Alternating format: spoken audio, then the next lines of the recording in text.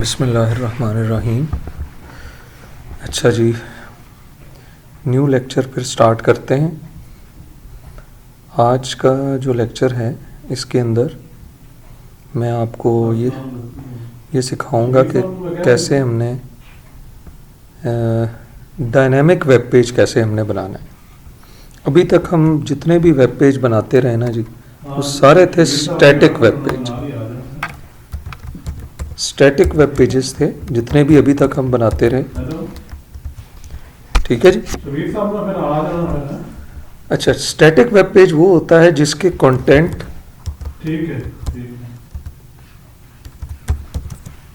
Always remains the same. ठीक है, थोड़ी सी बात मैं समझा देता हूँ। स्टैटिक वेब पेज वो है, इसके जो कंटेंट हैं वो हमेशा वही रहते हैं जो एट द बिगिनिंग होते हैं। मतलब कंटेंट सेम रहते हैं, जो भी कंटेंट है वो सेम उसका रहेगा। अभी तक हम जितना काम HTML, CSS, जावास्क्रिप्ट, jQuery इससे हम करते रहे, वो क्या था? स्टैटिक वेब पेज था। अच्छा, मतलब 17 लेक्चर 16 लेक्चर 17 लेक्चर हमने स्टैटिक वेब पेज बनाने के लिए यूज़ किए। अब हम अगले जो 8-9 लेक्चर्स होंगे ये डायनेमिक वेब पेजेस बनाने के लिए हैं। डायनेमिक वेब पेज वो होता है जिसके कंटेंट जो हैं वो ऑटोमेटिकली चेंज होते रहते हैं with time, with situation, with conditions. ठीक है जी। अब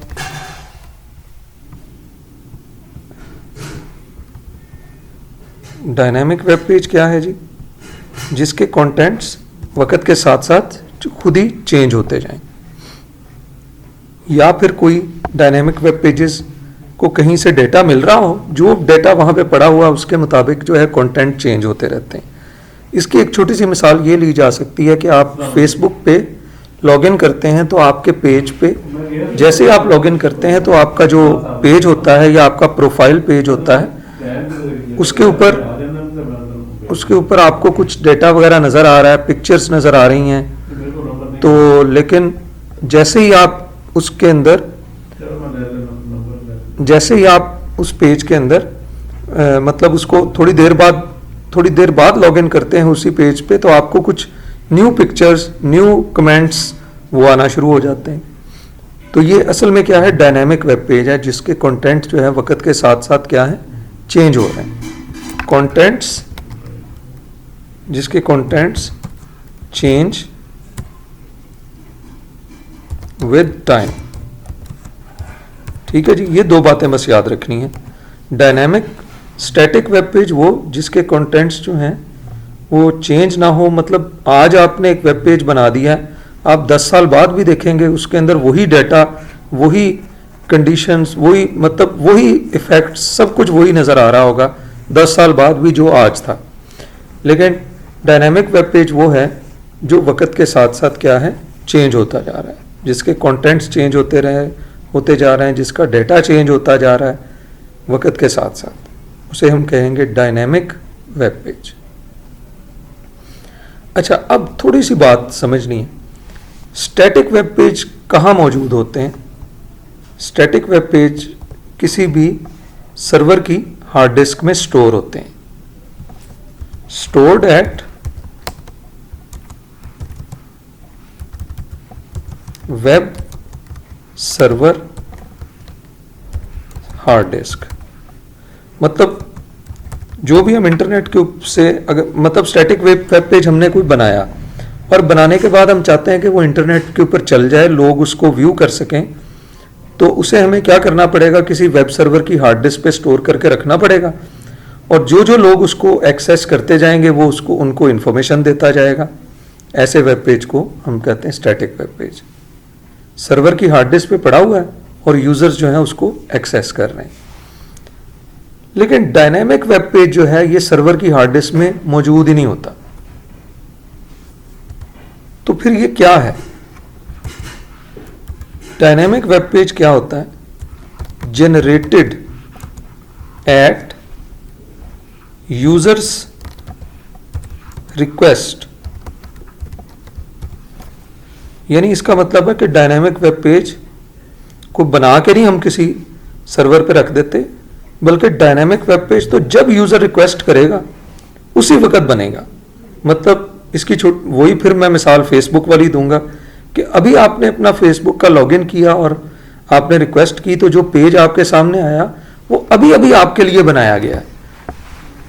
मतलब किसी डेवलपर ने नहीं बनाया, जो डेवलपर होगा उसने सिर्फ उसकी लॉजिक क्रिएट करके रखी होगी और वो अभी आपके लिए बना और आपके सामने उसका आउटपुट डिस्प्ले हो गया। वो आपके लिए अभी नहीं बनाया गया, बना के जो है वो बना के वेब सर्वर की हार्ड डिस्क में नहीं रखा गया, बल्कि वेब सर्वर ने अभी आपके लिए जनरेट किया ऑन यूजर्स रिक्वेस्ट। ठीक है जी। थोड़ी देर बाद, 2 दिन बाद, 1 दिन बाद या 1 घंटे बाद आप उसी पेज को दोबारा एक्सेस करते हैं, तो आपके लिए उसी वक्त आपकी रिक्वेस्ट देखी जाएगी, आपका डेटा देखा जाएगा और उसी वक्त आपके लिए क्रिएट कर दिया जाएगा। ऐसे वेब पेजेस को हम क्या कहते हैं? Dynamic web pages. किसी ऑनलाइन शॉपिंग स्टोर पे आप चले जाएं, अभी जाएंगे तो आपको कुछ और प्रोडक्ट्स नजर आ रही होंगी मेन पेज पे, और आप कल जाएंगे तो आपको मे भी कुछ डिफरेंट प्रोडक्ट्स नजर आए, क्योंकि हो सकता है कल से आज तक जो है वो कुछ और प्रोडक्ट्स भी कंपनी की डेटाबेस में आ गई हों और वो आपको नजर आना शुरू हो जाएंगी।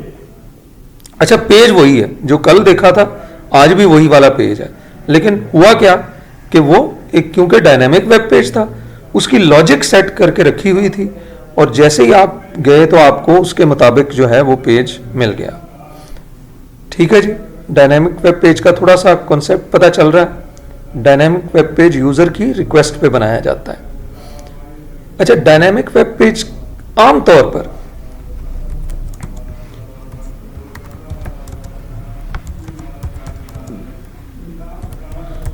स्टैटिक वेब पेजेस के बैक पे कोई डेटाबेस नहीं होती, नो डेटाबेस, कोई डेटाबेस नहीं होती।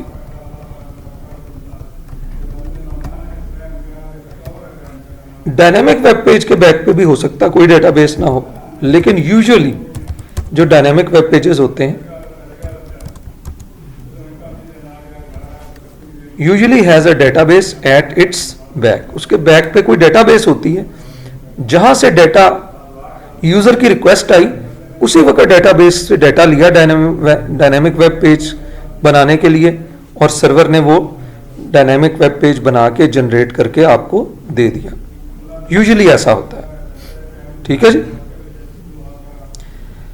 अच्छा जी, अब हमें थोड़ा सा स्टैटिक और डायनेमिक वेब पेजेस का पता चला।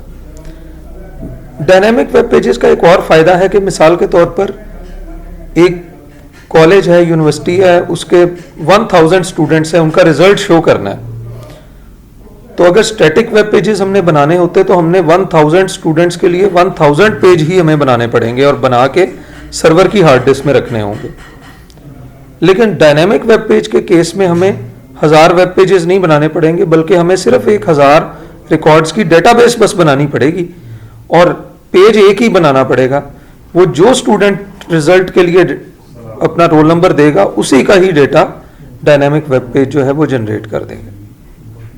ठीक है जी। अच्छा जी, तो अब डायनेमिक और स्टैटिक वेब पेजेस के बारे में तो मेरा ख्याल है कि अब आपको पता चल गया होगा। तो अब मैं आपको बताता हूं कि हमने डायनेमिक वेब पेजेस कैसे बनाने हैं। स्टैटिक वेब पेजेस तो हम इसके ज़रिए से बनाते रहे ब्रैकेट्स को यूज़ करके। डायनेमिक वेब पेजेस भी हमने ब्रैकेट्स के अंदर ही बनाने हैं। थोड़ा सा एक कॉन्सेप्ट मैं समझा दूं जो मेरा ख्याल है कि कन्फ्यूजन आपके माइंड में थोड़ा क्रिएट कर रहा होगा। वो ये है कि आप सोच रहे होंगे ये तो अपॉन यूज़र रिक्वेस्ट जनरेट होता है, तो इसमें हमें क्या ज़रूरत है डायनेमिक वेब पेज बनाने की। तो मैंने 2-3 दफ़ा लफ्ज़ भी यूज़ किया था कि हम डायनेमिक वेब पेजेस बना के नहीं रखते, हम डायनेमिक वेब पेजेस की लॉजिक असल में बना के ना, यानी हमने जो अब कोडिंग करनी है वो डायनेमिक वेब पेजेस की लॉजिक हमने बना के रख देनी है कि इस तरह से इस लॉजिक के तहत डायनेमिक वेब पेज जो है वो जनरेट हो। जनरेट यूज़र की रिक्वेस्ट पे ही होना है। लेकिन हमने अब अगले जो 7-8 लेक्चर हमारे इस कोर्स के हैं उसमें हमने अब महारत इसमें हासिल करनी है कि हम डायनेमिक वेब पेज जनरेट करने के लिए लॉजिक कैसे बनाएंगे, उसकी जो लॉजिक है वो हमारा बुनियादी काम होगा अगले लेक्चर्स के अंदर, ठीक है जी। तो वो लॉजिक बनाने के लिए मुख्तलिफ लैंग्वेजेस हैं। HTML CSS से वो जो है वो लॉजिक नहीं बनेगी। हाँ, ये होगा कि उस लॉजिक के अंदर HTML CSS यूज होगी। इसकी मैं एक छोटी सी एक मिसाल बता देता हूँ। एक है कि कोई आप बैनर, आपने ना कोई इवेंट हो रहा है किसी प्लेस के ऊपर, तो आपने उसका बैनर एक बना दिया इवेंट का, और बना के उस एक पर्सन को दे दिया कि ये बैनर लगा दो। लेकिन दूसरा तरीका यह है कि आप जो है उसको बेसिक चीजें सिखा देते हैं कि बैनर ऐसे बनाना है और इस तरह के ओकेजन पे इस कलर का बैनर बनाना है। लॉजिक, ये जो थोड़ी सी बात समझ नहीं आपने, लॉजिक है ये। और इस तरह के ओकेजन पे इस टाइप का बैनर बनाना है, और जो है इस ओकेजन में आपने जो है ये इस टाइप की टाइमिंग रखनी है, बैनर पे लिखनी है, इसमें इस तरह की। अब आपने उस बंदे को एक तरह से गाइड कर दिया। अब उसे कहा कि जो जो बातें तुम्हें मैंने बताई हैं ये संभाल के रखना अपने पास, ये माइंड में रखना। ये जो आपने उसको पॉइंट्स बताए हैं ना, ये असल में क्या है, ये लॉजिक है कि वो बैनर बनाने की लॉजिक ये है। थोड़ा सा उसको बनाना भी बता दिया कि बनाना कैसे है, और उसको लॉजिक भी बता दी। अब आपको जरूरत नहीं है कि आप उसे बैनर बना के दें, पहले आपने खुद बना के देते थे वही स्टैटिक वेब पेज। अब आपने मुख्तलिफ किस्म के बैनर्स, किस ओकेजन पे किस टाइप का बैनर बनाना है उसकी आपने लॉजिक समझा दी उसको, और साथ में बैनर बनाना भी बता दिया। अब वो क्या करता जाएगा, वो खुद ब खुद ही बैनर बना बना के जनरेट करके मुख्तलिफ किस्म की ओकेजन्स के ऊपर वो लगाता रहेगा। ठीक है जी, मेरा ख्याल है अब कुछ बात समझ आ रही होगी कि जो है डायनेमिक वेब पेजेस जनरेट तो होंगे यूजर की रिक्वेस्ट पे, लेकिन वो कैसे जनरेट होंगे, किस तरह जनरेट होंगे, उनमें क्या क्या कंटेंट होगा, किस सिचुएशन में किस तरह का जो है वो पेज जनरेट होगा, ये सारा कुछ हमने सीखना है अगले 7-8 लेक्चर्स में। इसके बैक पे जो डेटाबेस बनेगी वो क्या होगी, उसमें क्या डेटा स्टोर होगा, ये सारी चीजें हमने सीखनी है। तो ये अब थोड़ा सा मुश्किल पार्ट शुरू हो रहा है, लेकिन इसके लिए प्री रिक्विजिट था कि हमें स्टैटिक वेब पेज बनाना आता हो। जैसे वही मैं बात आपको मैं समझा रहा था कि बैनर, अब हम चाहते हैं कि बैनर खुद ही वो बंदा जनरेट करता जाए और मुख्तलिफ ओकेजन्स पे करे, हमारी गाइडलाइंस के मुताबिक ही जनरेट करे। तो उसके लिए उसको गाइडलाइन दे दी और बैनर बनाने का भी थोड़ा बहुत तरीका उसको बता दिया। तो HTML और CSS वगैरह, जावास्क्रिप्ट, ये हमें आती होनी चाहिए पहले, ताकि हम डायनेमिक वेब पेज की जो लॉजिक बनाएं उसमें बता सकें कि ये जो है वो काम करना है। तो अब जो एक इंपॉर्टेंट बात, अभी जो अभी तक हम पेज बनाते रहे ना, वो थे ब्राउजर पेजेस। यानी स्टैटिक वेब पेजेस जो होते हैं ये ब्राउजर पेजेस होते हैं। इनको कौन प्रोसेस करता है, ब्राउजर पेजेस होते हैं, और इनको प्रोसेस कौन करता है, वेब ब्राउजर। यानी वेब ब्राउजर इनको प्रोसेस करके हमें दिखा देता है आउटपुट। डायनेमिक वेब पेजेस जो है ना, वो ब्राउजर पेजेस नहीं होंगे। उनको जनरेट किसकी लॉजिक के ऊपर किया जाएगा, जनरेटेड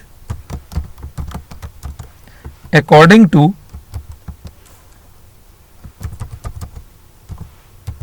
सर्वर पेजेस।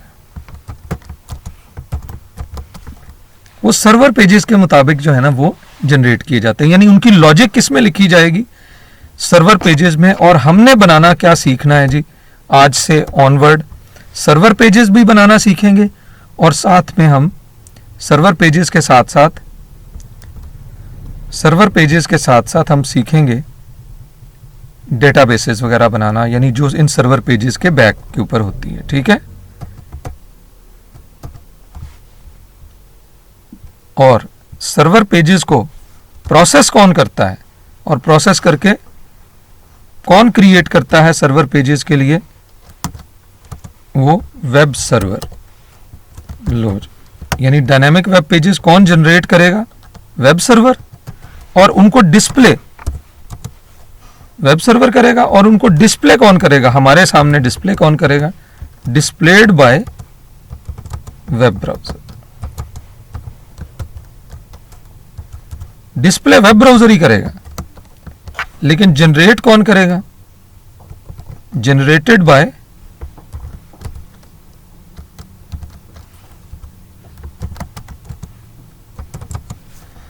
तो बहुत अहम चीज है, इसको मैं, ये जो डॉक्यूमेंट है, ये जो पॉइंट्स अभी हमने डिस्कस किए हैं, और अगर ये पॉइंट आप समझ गए तो समझें डायनामिक वेब पेजेस बनाने का भी 20% आपने काम सीख लिया। ठीक है जी, ये पॉइंट इनको मद्देनजर रखना है। ठीक है जी, ओके जी, चलें जी स्टार्ट करते हैं फिर। अब डायनामिक वेब पेज बनाने के लिए हमें कुछ सेटअप, इनिशियल सेटअप करना पड़ेगा, कुछ काम करना पड़ेगा। वो मैं आपके साथ वीडियो के बाद मैं लिंक वगैरह भी शेयर कर दूंगा स्टूडेंट्स के साथ कि कहाँ कहाँ से आपको कौन कौन से सॉफ्टवेयर चाहिए, उन सॉफ्टवेयर्स को कैसे इंस्टॉल करना है। आज अगर हम सारा सेटअप सीख गए तो समझे ये हमारी सक्सेस होगी। आज के लेक्चर का बुनियादी ऑब्जेक्टिव यही है कि हम एक, अब क्योंकि पहले जितना भी काम करते थे ब्रैकेट में करते थे और वेब ब्राउज़र से पेज को व्यू कर लेते थे, बस दैट्स ऑल, हमारा काम यहीं तक था। लेकिन अब हमें वेब सर्वर की भी ज़रूरत है। अब जो भी हम डायनामिक वेब पेजेस के लिए जो सर्वर पेजेस बनाएंगे, बनाना हमने क्या सीखना है जी, सर्वर पेजेस। सर्वर पेजेस से क्या जनरेट होंगे, डायनामिक वेब पेजेस। मैं बार बार रिपीट कर रहा हूँ, सर्वर पेजेस से क्या जनरेट होंगे जी, डायनामिक वेब पेजेस। तो अब हम सर्वर पेज बनाना सीखेंगे PHP लैंग्वेज में। ठीक है जी, ये एक न्यू लैंग्वेज है और पूरी दुनिया में ये इस वक्त वेब के अंदर सबसे ज़्यादा जो लैंग्वेज यूज़ हो रही है आज के दौर में वो PHP है। ठीक है, तो ये अभी हम सीखेंगे और PHP लैंग्वेज से सर्वर पेजेस बनाना हमारा ऑब्जेक्टिव होगा। लेकिन ये सर्वर पेजेस को हमारा ब्राउज़र नहीं चला सकेगा, सर्वर पेजेस को ब्राउज़र नहीं चला सकेगा, बल्कि सर्वर पेजेस को यूज़ करके, सर्वर पेजेस को प्रोसेस करके वेब सर्वर जो है उसको प्रोसेस करेगा सर्वर पेजेस को, और सर्वर पेजेस को प्रोसेस करके वो जनरेट करेगा वेब, डायनामिक वेब पेजेस। ठीक है जी, अब पॉइंट समझ लेना है, हमने PHP लैंग्वेज को यूज़ करना है, सर्वर पेजेस बनाने हैं और फिर वो सर्वर पेजेस जनरेट करेंगे डायनामिक वेब पेजेस। लेकिन सर्वर पेजेस को प्रोसेस कौन करेगा जी, वेब सर्वर। तो अभी सबसे पहला जो हर्डल है हमारा वो ये है कि हमारे पास वेब सर्वर भी होना चाहिए, वेब सर्वर होना चाहिए और PHP लैंग्वेज हमें आती होनी चाहिए और उसको यूज करके हम सर्वर पेजेस बनाएंगे। ठीक है, चलें जी, अब हम वेब सर्वर की हमें ज़रूरत है। एक तो तरीका यह है कि ये हमारे कंप्यूटर पे वेब ब्राउज़र मौजूद है और हम इंटरनेट से कोई वेबसाइट ख़रीद लें, मतलब जिस तरह के इंटरनेट पे मुख्तलिफ वेबसाइट्स मौजूद हैं, मतलब फेसबुक ही है, तो ये फेसबुक, किसी ने ये वेबसाइट ख़रीदी facebook.com, यानी वेबसाइट, इसे डोमेन नेम कहते हैं, ये डोमेन नेम ख़रीदा और डोमेन नेम को क्या कर दिया, इस डोमेन नेम को खरीदने के साथ साथ इन्होंने इंटरनेट पे अपना कोई सर्वर कंप्यूटर भी रख लिया और उस कंप्यूटर को डेजिग्नेट कर दिया कि वो facebook.com है। facebook.com तो बस उसका नाम है ना जी। तो उसके बाद उन्होंने उस कंप्यूटर के ऊपर कोई सॉफ्टवेयर भी इंस्टॉल किया, उस सॉफ्टवेयर को कहेंगे वेब सर्वर। मतलब कि कोई फिजिकली कंप्यूटर भी होना चाहिए हमारे पास और वो computer as a web server कब काम करेगा, जब उस कंप्यूटर के अंदर वेब सर्वर सॉफ्टवेयर इंस्टॉल्ड होगा। ठीक है जी, तो मैं भी अब चाहता हूं कि मुझे भी कोई वेब सर्वर कंप्यूटर मिल जाए, तो आपको मैं अब तरीका सिखाऊंगा कि आप अपने ही कंप्यूटर को बैक वक्त आप अपने एक ही कंप्यूटर में वेब ब्राउज़र भी रखें, वेब ब्राउज़र तो है हमारे कंप्यूटर में, और हम अपने कंप्यूटर में इसी में वेब सर्वर सॉफ्टवेयर भी इंस्टॉल कर लें। ठीक है, अच्छा जी, हम वेब सर्वर सॉफ्टवेयर कैसे इंस्टॉल करेंगे, तो उसके लिए मैं आपको एक सॉफ्टवेयर रिकमेंड कर रहा हूं। सॉफ्टवेयर का नाम है XAMPP। ये सॉफ्टवेयर है जी, मैं आपके साथ इंटरनेट पे लिंक शेयर कर देता हूं अभी आफ्टर द वीडियो के बाद मैं आपके साथ लिंक शेयर कर देता हूं।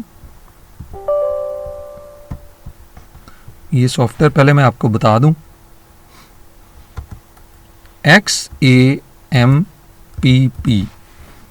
ठीक है जी, XAMPP इस सॉफ्टवेयर का नाम है। तो ये आप अपाची फ्रेंड्स की वेबसाइट से आसानी से डाउनलोड कर सकते हैं। क्लियर? अच्छा, बस एक थोड़ी सी बात, हमारे ज़रा ऐसे भी स्टूडेंट होते हैं जिन्होंने बिल्कुल न्यू ये वेब डेवलपमेंट सीख रहे होते हैं, तो पहले कंप्यूटिंग का ज़्यादा नॉलेज नहीं होता उनको। तो आजकल जो हम लोग कंप्यूटर यूज़ कर रहे हैं वो आमतौर पर 32 बिट होते हैं या 64 बिट। असल में ये रजिस्टर साइज़ होता है कि कंप्यूटर जो है उसके अंदर जो प्रोसेसर है, प्रोसेसर के अंदर रजिस्टर साइज़ क्या है, 64 बिट भी होता है कुछ में और 32 बिट भी होता है। तो बस ये ज़हन में रखना है। आप कैसे चेक कर सकते हैं ये भी मैं आपको बता देता हूँ।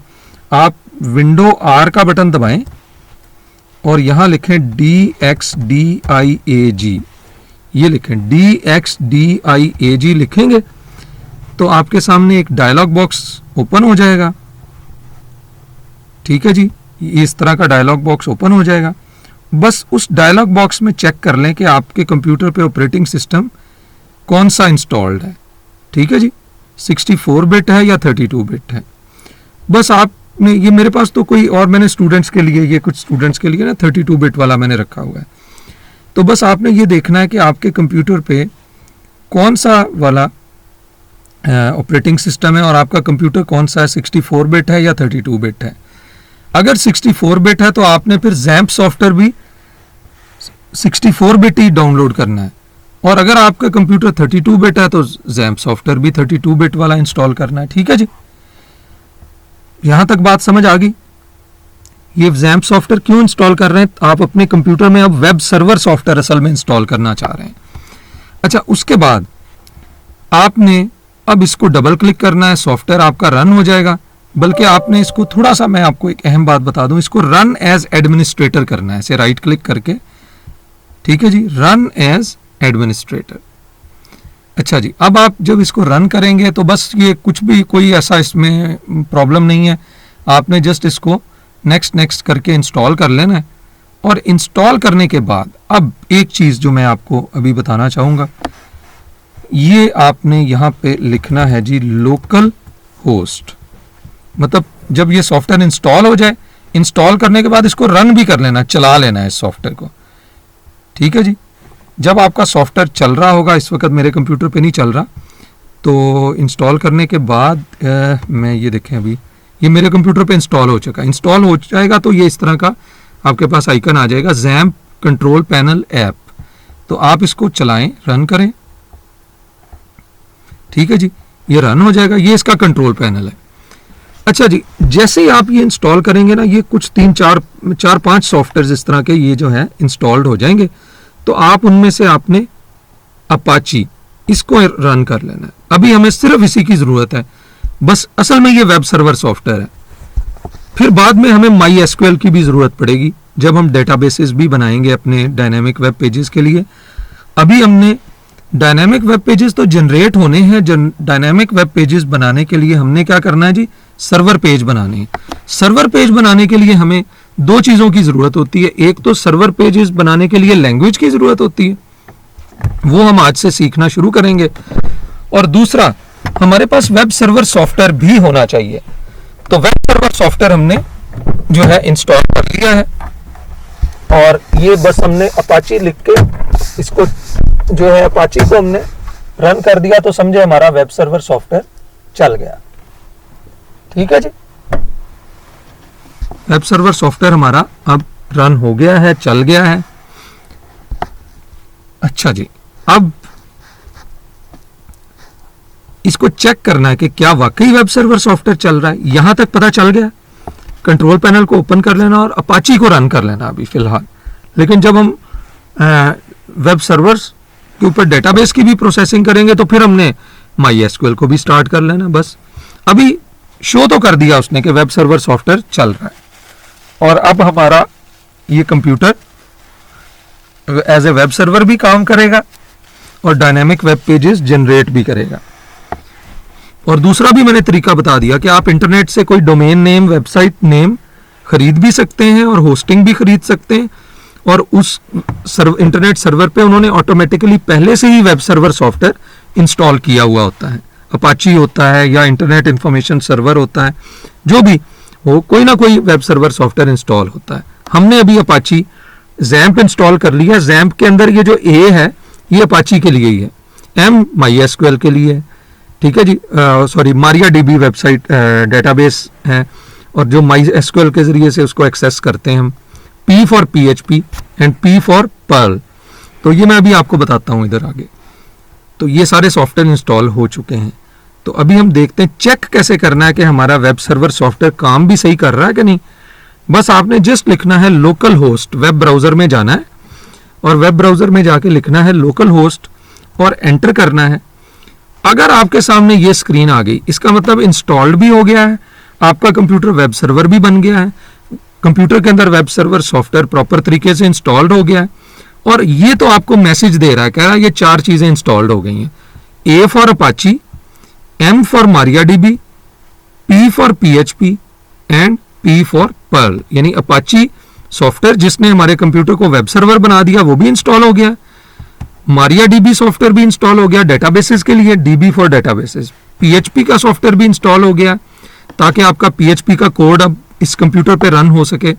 और Perl लैंग्वेज का कंपाइलर भी इंस्टॉल्ड हो गया, ठीक है जी। X जो साथ लिखा हुआ है ना, इसका मतलब ये है कि ये असल में ना ऐसा है कि ये चारों सॉफ्टवेयर जो है ना, ये फॉर विंडोज भी हैं, फॉर लिनक्स भी हैं।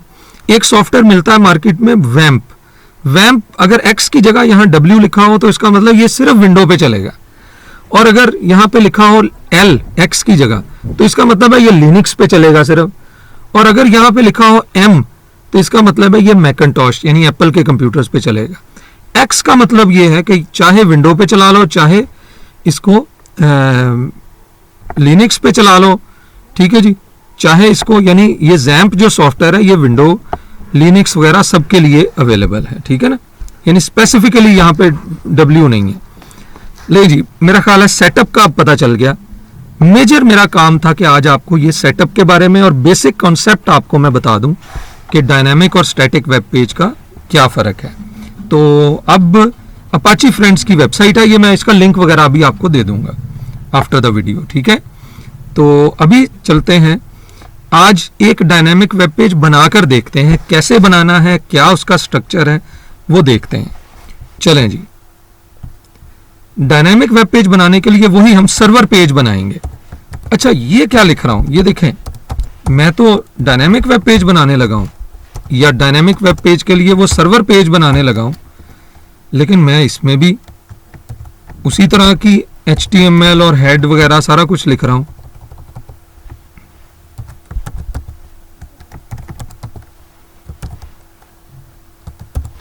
ये क्यों लिख रहा हूं? इसलिए लिख रहा हूं कि आखिरकार इस सर्वर पेज ने भी क्या करना है, वेब पेज ही तो जनरेट करना है।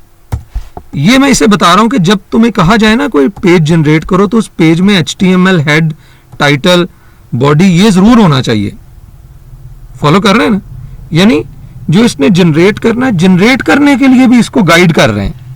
यानी ये जिसे मैं कह रहा था लॉजिक बार बार, लेकिन अब आपको एक नई चीज कि इसके अंदर हमने PHP का कोड कैसे लिखना है वो इस तरह से लिखना है। अब जो नई लैंग्वेज हम अब सीख रहे हैं, इसको मैं अब सेव करता हूं। अब सेव करते वक्त भी सोचना है कि अब आपने वर्क वाले टेबल में नहीं सेव करना, उस फोल्डर में नहीं सेव करना। अब आपको मैं सिखाऊंगा। आपने जब जैम्प सॉफ्टवेयर इंस्टॉल कर लेंगे आप, तो पता क्या होगा, आपके कंप्यूटर में C ड्राइव में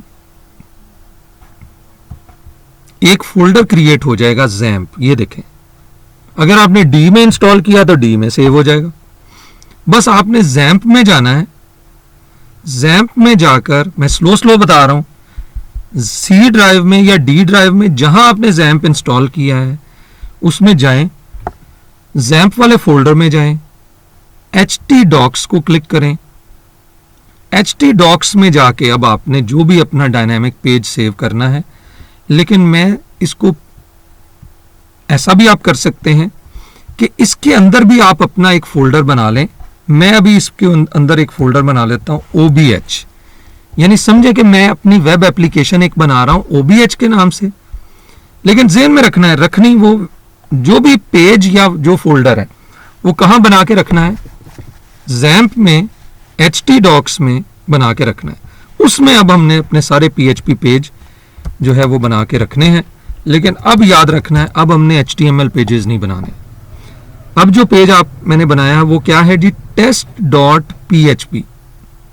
कहां बना के रखा है, OBH में। हमने एक तरह से ये OBH का फोल्डर अपने वेब सर्वर के हवाले कर दिया है, वही लोकल होस्ट, वो जिसका हमने एक्सेस किया था। याद रख लें OBS। अच्छा, एक पॉइंट अब याद रखें, OBH हमारी वेब एप्लीकेशन है और वेब एप्लीकेशन में हमारे बहुत सारे सर्वर पेजेस होंगे। और बस अभी दोबारा मैं आपको बता रहा हूं, OBH हमारी वेब एप्लीकेशन है जो वेब सर्वर के पास पड़ी है, और test.php उसके अंदर हमने एक सर्वर पेज बना के रखा है।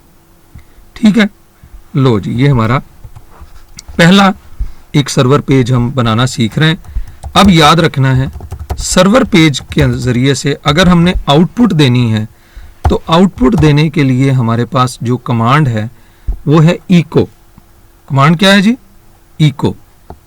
echo कमांड के जरिए से हम कोई भी आउटपुट जो है वो सर्वर पेज के जरिए, यानी सर्वर पेज को लॉजिक बता रहे हैं कि तुमने यहां पे एक आउटपुट शो करनी है। और क्या आउटपुट शो करनी है, अस्सलाम वालेकुम, this is a dynamic web page. ठीक है, क्लियर। चेक करते हैं, ये जरा कोड देख लें आप, इसको ज़हन में रखना है। अच्छा, अब हम इसको चला भी कन्वेंशनल तरीके से नहीं चला सकते। देखें, हमने इसको कहां सेव किया हुआ था, इसको हमने सेव किया था जी C में, याद है, C में, XAMPP में, htdocs में,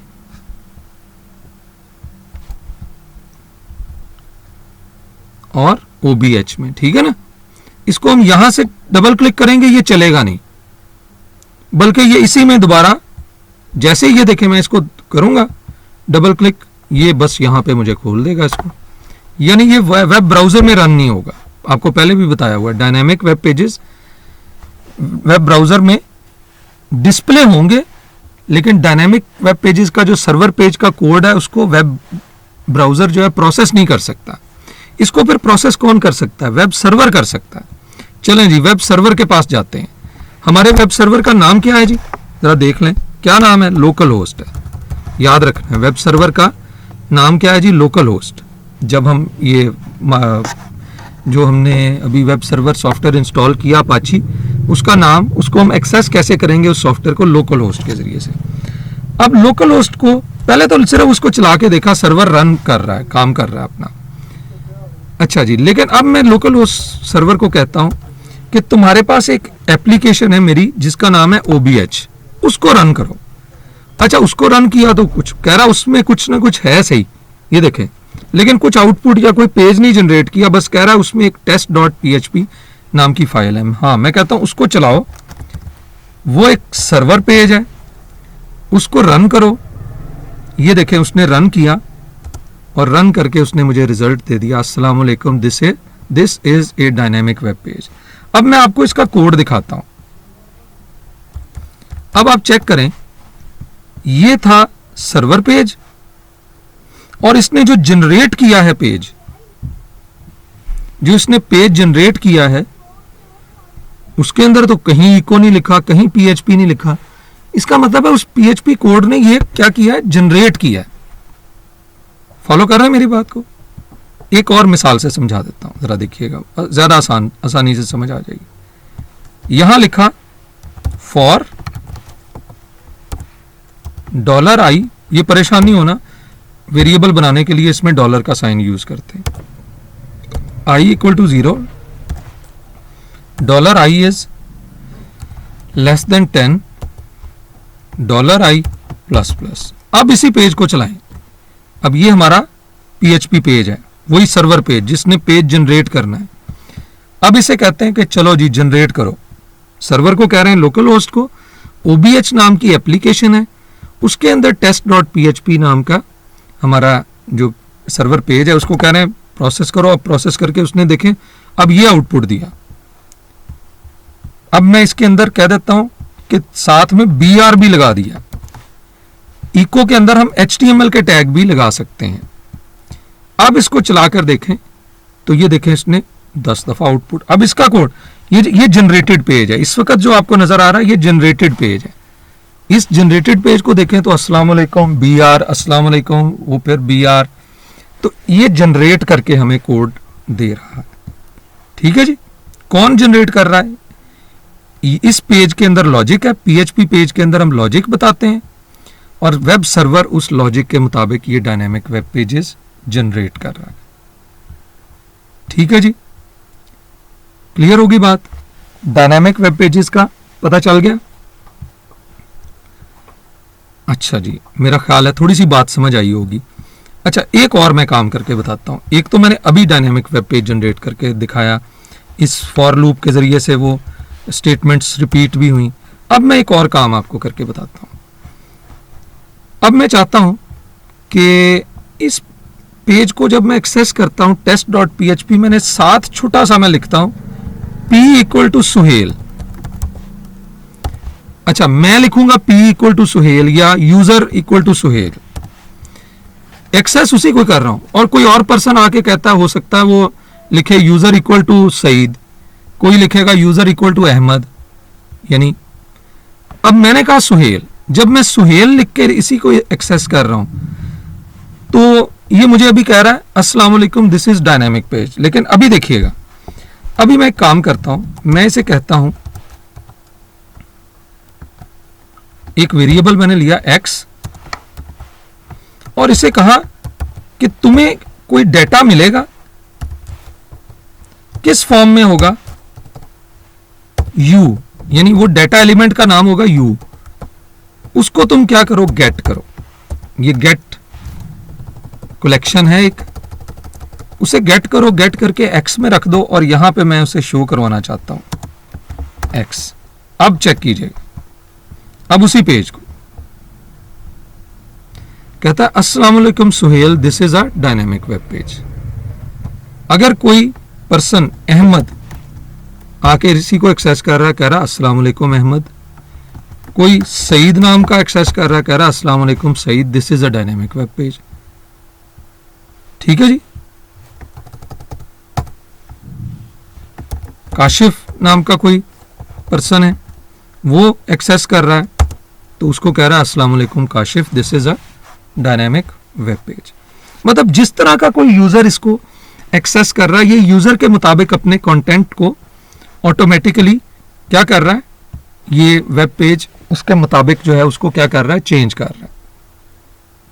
तो यही कॉन्सेप्ट है असल में डायनेमिक वेब पेज का। अभी तो आज तो इसकी सिर्फ हमने बेसिक समझी है, लेकिन इंशाल्लाह इसको बहुत डिटेल से आने वाले जो हमारे प्रोबेबली 7 लेक्चर्स और होंगे हमारे कोर्स के अंदर, अब 7 से 8 लेक्चर्स और होंगे, तो उसके अंदर हम और डिटेल्स जो हैं इसकी सीखेंगे। तो आज के लेक्चर को अब थोड़ा सा रिव्यू कर लेते हैं। तो सबसे पहले तो देखें, मैंने इसमें बुनियादी जो चीज़ आपको समझाई है वो है स्टैटिक से अब हम डायनेमिक वेब पेजेस की तरफ आ गए। लेकिन हमें स्टैटिक वेब पेजेस की नॉलेज जरूर होनी चाहिए। ये देखें, डायनेमिक वेब पेज का भी जो कोड लिखा जा रहा है उसके अंदर वही लिख सकता है जिसको स्टैटिक वेब पेज बनाना आता है। स्टैटिक वेब पेज का स्ट्रक्चर सारा मौजूद है उसी तरह से। डायनेमिक इस सर्वर पेज को भी यही कह रहे हैं, ऊपर जो डायनेमिक वेब पेज जनरेट करना है उसमें HTML टैग भी लगा हो, टाइटल भी हो, बॉडी भी हो, लेकिन यहां पे कोड तुमने जनरेट करना है कुछ। समझ रहे? तो स्टैटिक वेब पेजेस से हम शिफ्ट हुए। स्टैटिक वेब पेजेस में कंटेंट हमेशा सेम रहते हैं, इसमें चेंज होते रहते हैं।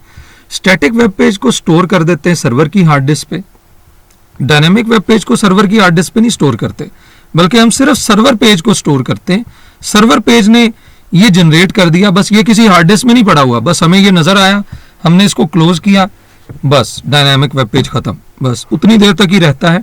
जितनी देर तक कोई यूजर उसको व्यू कर रहा होता है, क्योंकि हो सकता है अगले लम्हे थोड़ी देर बाद वो चेंज हो चुका हो, ठीक है।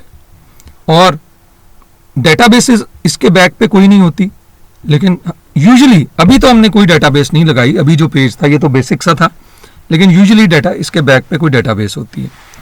Generated according to the server page, ये जो PHP पेज हम बना रहे थे test.php, ये सर्वर पेज था, सर्वर पेज जनरेट करता है, लेकिन वो कोई सर्वर पेज नहीं जनरेट करता, बल्कि उसके जो है ब्राउजर पेजेस होते हैं, बस हम बना के रख देते हैं, ब्राउजर उसको जो है वो शो कर देता है। Web browser, static web pages को शो कौन करता है? Web browser. और इसको कौन जनरेट करता है? Web server. Displayed by web browser, generate web server करेगा, on the basis of server page करेगा, और डिस्प्ले बहरहाल वेब ब्राउजर ही करेगा। अभी भी देख लें इसको, डिस्प्ले कौन कर रहा है? वेब ब्राउजर ही डिस्प्ले कर रहा है। ये जो अभी हमने लोकल होस्ट में अपना OBH नाम की एप्लीकेशन में हमने जो पेज था हमारा test.php, अच्छा वो क्यों ये एरर इसलिए आ रहा है क्योंकि हमने अब इस पेज को सेट किया हुआ है इस वेरिएबल के ऊपर। अब देखें वेरिएबल दिया तो साथ ही उसने रिजल्ट सही दे दिया। ठीक है जी, आज के लिए इतना ही काफ़ी है। ओके जी, थैंक यू फॉर वॉचिंग। अल्लाह हाफ़िज़।